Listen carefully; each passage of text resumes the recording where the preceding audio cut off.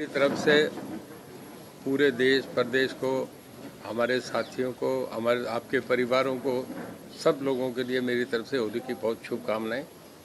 होली एक ऐसा त्यौहार है जो साल में होली दिवाली आया करते हैं, तो होली का भी इतना ही लोगों में क्रेज है जितना दिवाली का।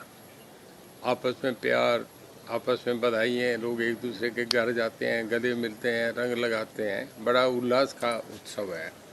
और इससे आपस में प्यार भाईचारा बहुत बढ़ता है।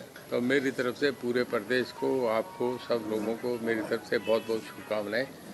अगला ये साल हमारे सब के लिए बहुत बढ़िया, क्योंकि 31 मार्च आ गया, अब नया साल भी शुरू हो रहा है। तो सब लोगों को मेरी तरफ से बहुत बहुत हार्दिक शुभकामनाएं। और कुछ पूछना है पूछ लो, चलो कर लो। जो बॉर्डर पे बैठे किसान हैं, आंदोलन है, उन्होंने भी कल दिवाली मनाई है, तो होली बनाई है, लेकिन उन्होंने प्रीतियां जला दी। उनके लिए क्या? चलो देखिए, हर आदमी को अपना अधिकार है, स्वतंत्र देश है, हर आदमी अपना करता है। देखिए, पहले सब लोगों ने कहा है, मोदी जी भी इस हक में है, कोई खिलाफ नहीं है।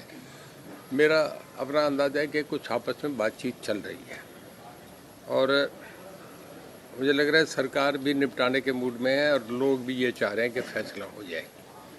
हमारी तो शुभकामनाएं हैं कि फैसला हो। किसानों की जो जायज़ मांगे हैं, उन्होंने खुल के बातें हुई है। पहले जैसे 4 में से 2 बातों पे सहमति बन गई। जब माहौल बनता है, प्यार बढ़ता है, तो फिर अगली बात भी सिरे चढ़ जाती है। आपस में मैं कह रहा हूँ, दोनों तरफ से भी, सरकार की तरफ से भी, क्योंकि फैसला ये सेंटर का है। इसमें कोई हरियाणा प्रदेश का, आपके केजरीवाल जी हैं, ममता जी हैं, सरकार के खिलाफ रोज़ हल्ला हंगामा कर रहे हैं। स्टेट तो सब्जेक्ट ही नहीं है ना जी, सेंटर का है। और मैं समझता हूँ कि कभी एक्ट में ये बातें आज तक नहीं डली, पहले नहीं हुआ।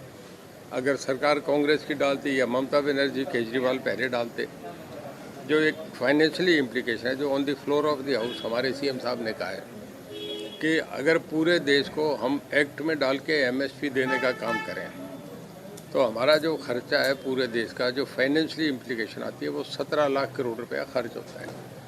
और जो पूरे भारत सरकार का रेवेन्यू आता है गवर्नमेंट ऑफ इंडिया का, वो 27 से 28 लाख करोड़ है। मतलब आप भी पढ़े लिखे लोग हैं, हमारे किसान भाई भी पढ़े लिखे लोग हैं। फाइनेंशियली इम्प्लीकेशन है ही नहीं कि आप 27 लाख में आप डिफेंस कहाँ जाएगा, रेलवेज कहाँ जाएगी, रिफाइनरियाँ कहाँ जाएगी, नेशनल हाईवेज कहाँ जाएंगे। देश की अगर डेवलपमेंट करनी है तो उसमें मानना चाहिए। पहले ही नडाई स्टेट में मिल रहा है। भिवानी में बाजरा 2200 रुपये क्विंटल खरीदा, भिवानी महेंद्रगढ़, जहाँ हमारे झज्जर में जिस एरिया में होता है, और बाज़ार में सरकार ने 1600 रुपये बेचा। आप राजस्थान में जाके देखो, 1300 रुपये बिक रहा है। आपका इसका बिहार का, गुजरात का, मध्य प्रदेश का चावल आके यहाँ बिक रहा है। तो हरियाणा पंजाब में जो फार्मर्स को बढ़िया मिल रहा है। मेरा ये मानना है कि एमएसपी, कई बार उन्होंने मंच पे भी, स्टेज पे भी कह दिया कि हम लिख के देने को तैयार हैं, एमएसपी मिले आपको पराली का मामला मिले। इसके अलावा जो दूसरी चीज़ है, फिर बैठ के एक प्लेटफार्म बनता है तो सब बातें, माहौल तैयार हो सकता है। मेरा तो ये कहना है किसान होने के नाते कि आपस में बैठ के फैसला करना चाहिए। बहुत लंबा आंदोलन हो गया, लोग भी चाह रहे हैं, फसल पे जाना चाह रहे हैं, आपस में फैसला होना चाहिए। और सरकार माँ बाप होती है, सरकार को भी किसानों की कोई और बात भी ठीक लगे तो उसको भी करके करना चाहिए। शहरों में भूमिगत लाइन है जी, भूमिगत लाइन प्रपोजल है कि शहर की मुख्य जो लाइन है, वहाँ पे लाइन, जो बिजली लाइन है, भूमिगत डाली जाएंगी। इस तरह को प्रपोजल अंडरग्राउंड डालने के लिए। देखिए अभी नहीं, क्योंकि बड़ा कॉस्टली अफेयर है। अभी हम खाली गुड़गांव पे ट्रायल पे करा है हमने, कुछ और शहर में कर रहे हैं। इसके बाद हम सोच रहे हैं कि सारे शहर में करना तो बहुत एक हैवी एक्सपेंडिचर है। मतलब मेन शहर की जो मेन लाइन है उसमें तो करेंगे, ताकि ट्रैफिक को, आने जाने को रास्ता निकले। हमारा डिपार्टमेंट जो है, अभी मैं आपसे बता रहा हूँ, पिछले 24 मार्च को लॉकडाउन हुआ। हमने जो साइमल्टेनियसली रेड करे सारे हरियाणा में, इंडस्ट्री पे, मॉल्स पे, आपका इन पे क्या कहते हैं, रिजॉर्ट पे, इसके बाद बड़े शोरूम पे, गेस्ट हाउस पे, उसका एक फ़र्क पड़ा कि पिछले 1 मार्च से लेकर 24 मार्च तक जबकि लॉकडाउन 24 मार्च के बाद लगा है, पिछले साल 2000 मैं 19-20 की बात कर रहा हूँ। वो एक स्टेटमेंट बनवाई मैंने 1 मार्च से लेके 24 मार्च तक, और उसके बाद अब 1 मार्च से लेके इस 24 मार्च तक बनाई है। हमारा बिजली डिपार्टमेंट जो था वो आप ये समझो कि 536 करोड़ रुपया हमारा प्रॉफिट एक महीने में बढ़ा है। जो पहले दिन जब रेड हुए थे तो मेरा भी ये अंदाजा था कि 100 करोड़ रुपया हमारा बढ़ेगा। ये गांव में 2-2 बल्ब के लिए हम लोगों के मीटर उगार लेते हैं। ये हमारे सीएम साहब ने मना कर दिया कि गांव में अभी कोई रेट नहीं करेंगे, अगले फसल तक जब तक किसान बीजे हैं कोई इस तरीके का काम नहीं करें। और शहरों में जहाँ इस तरीके का हो रहा है उनमें हमने एक बार कर दिया। मेरे ख्याल में समझदार लोग हैं, इसका एक मैसेज गया कि जो लोग चोरी कर रहे थे वो लाइन पे आ गए, उन्हें पता लगा कि अब ये नहीं चलेगा। एक सुधार हो रहा है बहुत तेज़ी से, हमारा एरियाज रिकवरी भी बड़ी तेज़ी से होने लगी है।